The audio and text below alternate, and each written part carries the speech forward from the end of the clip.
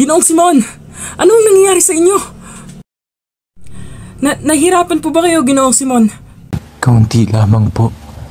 Subalit, sa ilang sandali ay matatapos na rin ang paghihirap ko.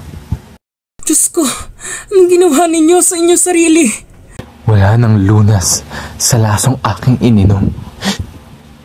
Hindi ako papadakip. May paraan pa. Maghahanap ako ng lunas. Wala nang mangyayari. Nag-aaksaya lamang kayo ng panahon. Mamamatay ako. Dala ang aking lihim. Lihim? Anong lihim? Ako si Crisostomo Ibarra. 13 taon na ang nakaraan. Magmula noong ako'y bumalik mula sa pag-aaral sa Europa upang gumawa ng mabuti para sa bayan at pakasalan ng aking irog na si Maria Clara.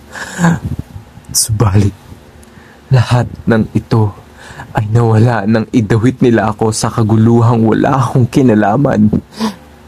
Tumakas ako dala ang kayamanan ng aking mga magulang.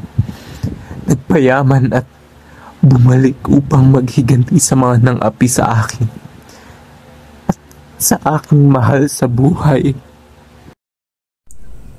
Patawarin ka ng Diyos, anak. Alam niyang hindi mo ginusto ang lahat na ikaw ay nasilaw lamang ng galit at paghihiganti. Kagustuhan niyang lahat ng nangyari. Hindi nagtagumpay ang iyong plano ng dahil sa kanya sapagkat alam niyang hindi ito tama. Igalang natin ang kanyang kapasyahan. Ano ibig ninyong sabihin?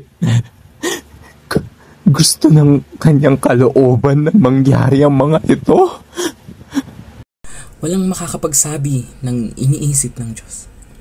Ngunit kailanman ay hindi siya naghangat ng masama para sa atin. Subalit,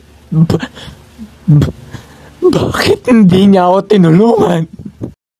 Sapagkat hindi niya nais ang parang iyong ginawa. Hindi kailanman mapapawi ng kasamaan ang isa pang kasamaan.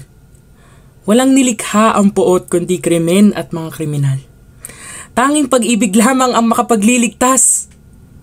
Ang kalitasan ay nasa kabaitan, ang kabaitan ay pagpapakasakit at ang pagpapakasakit at pag-ibig. Maraming salamat, Padre. Ngayon ay payapa na ang aking kalooban. Naway makasama mo na ang iyong mga mahal sa buhay na namayapa sa paraiso kung saan di ka na maghihirap. Malibing ka nawa sa kailanman ng dagat.